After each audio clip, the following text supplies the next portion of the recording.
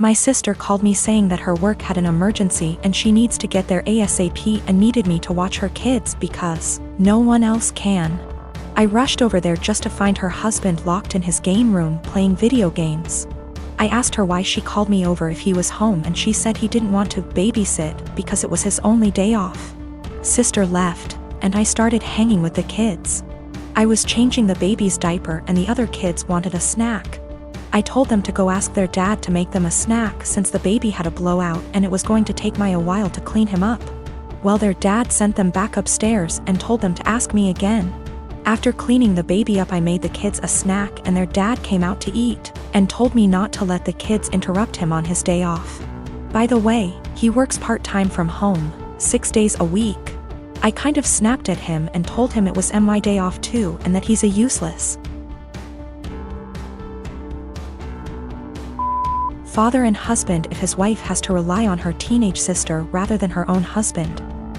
He started telling me I was disrespectful and didn't understand how hard parenting is, and I told him he clearly doesn't understand how hard it is either since he considers parenting his own children babysitting. He ended up kicking me out, and apparently my sister was forced to come home because he told her she needed to figure it out, since I'm her sister. I feel like I may be the asshole because my sister is mad at me, her husband is mad at me, my mom is mad at me for causing drama, but my dad thinks it's funny and agrees with me. I definitely didn't need to call him names, but I just hate this guy so much. We have argued about things in the past as well, so we already don't have a great relationship. My sister is saying I need to apologize to him, and he is threatening to never let me into the kids' lives if I keep disrespecting him.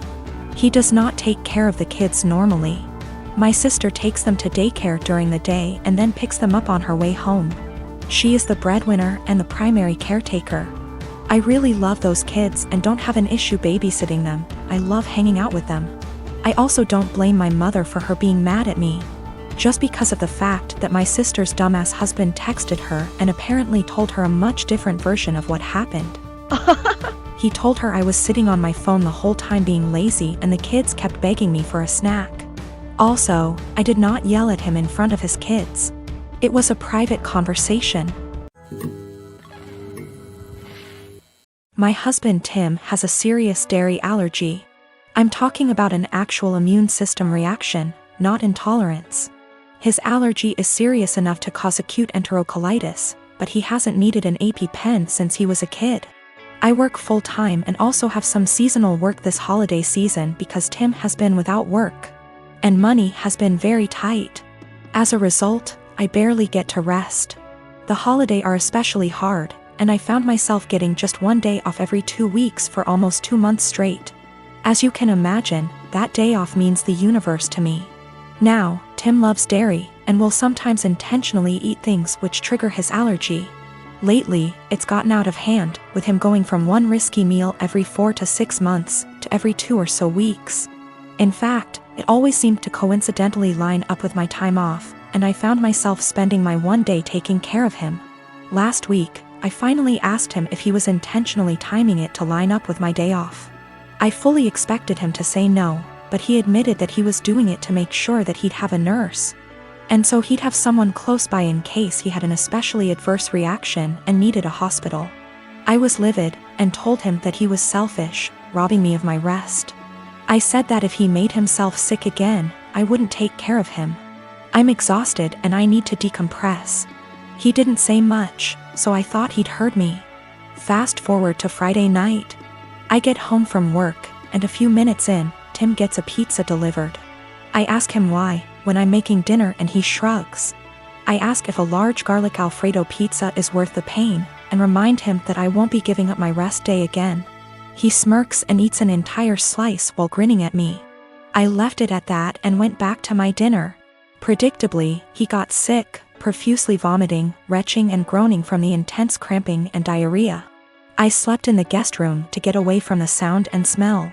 He called for me several times and I repeatedly told him no. Hours later, he was still sick and woke me up at the crack of dawn to go get him Pedialyte and meds because he was very dehydrated and still in pain. I told him to order it in and asked him to get out and let me sleep.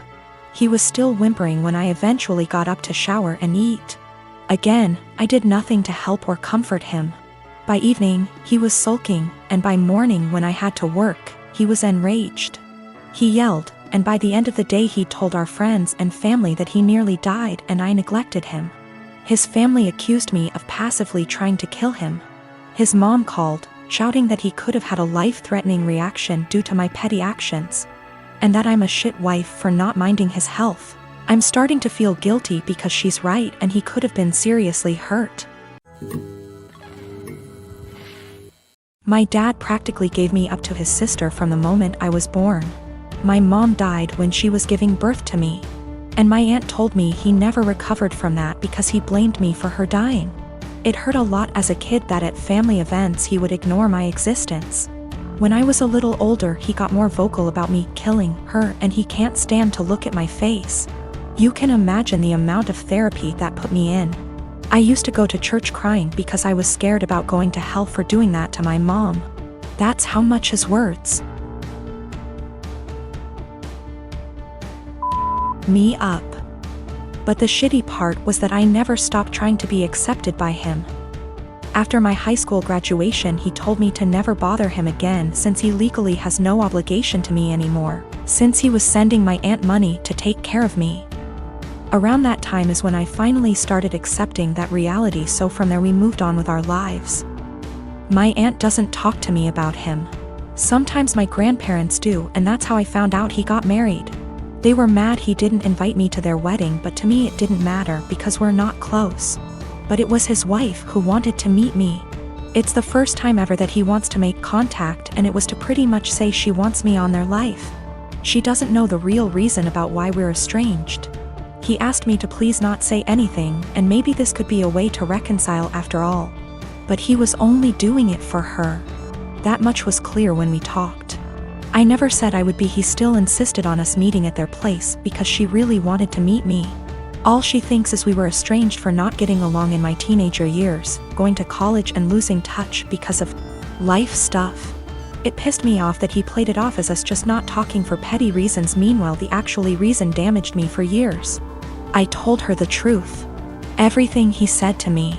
That he was never a parent to me, that was all my aunt. It was definitely a shock for her. The outcome was a disaster. Everyone has heard about this now. My grandmas in particular told me she understands my anger. But this was his chance finding someone since losing my mom, and now it's been put in jeopardy. My dad is devastated. They think it was going too far to ruin his marriage that way when he was willing to include me in their lives, which could have been the start of our relationship.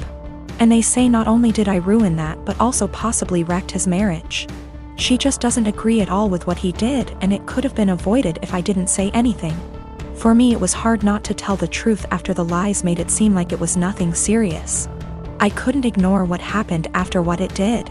If it was the right call, since it put their whole marriage at risk after all. For some weird reason, my mother-in-law really wants to go into our bedroom whenever she comes over. On one occasion, I followed her as she went upstairs. I was going to get something for my child as the bedrooms are upstairs. And she walked past the bathroom on the main floor and up the stairs behind it. She didn't hear me, and I caught her walking straight into my room and rifling through bills on my dresser. She denied snooping, even though I'd just watched her do it, and said she was just going to use our bathroom because she couldn't find the other ones. She walked right past the one on the main floor and another one in the upstairs hallway to go into our bedroom. Since that happened, I installed an exterior doorknob that requires a key on our bedroom door and one on the door to our office / spare bedroom. However, she's still always forgetting where the bathroom is and trying the bedroom and office door. This really ticks me off. My husband says that I just get annoyed at this because everything she does drives me crazy, and since we've put locks on the rooms we don't want her in, there isn't really a problem anymore.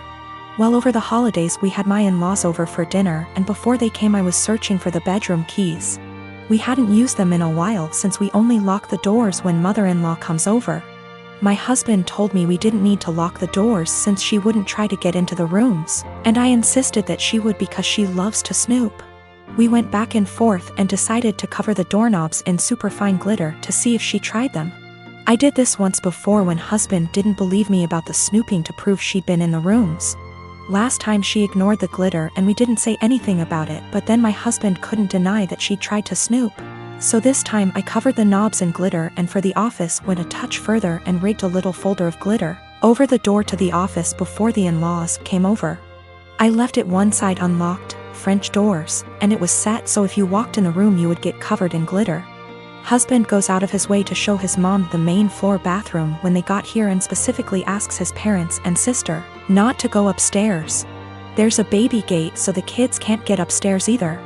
Well, guess who had to go to the bathroom and got covered in glitter and had it all over their hands and hair? She completely lost it and started screaming at me, so I yelled back and now my husband is saying I went too far. Apparently her car is ruined now too because it's covered in glitter that she can't get cleaned up. I will be ordering some cellulose glitter that is biodegradable and safer for future projects. And if she comes over again, I will set up a camera. Or at least print out some fun fake documents so if she snoops again, she can at least find something interesting.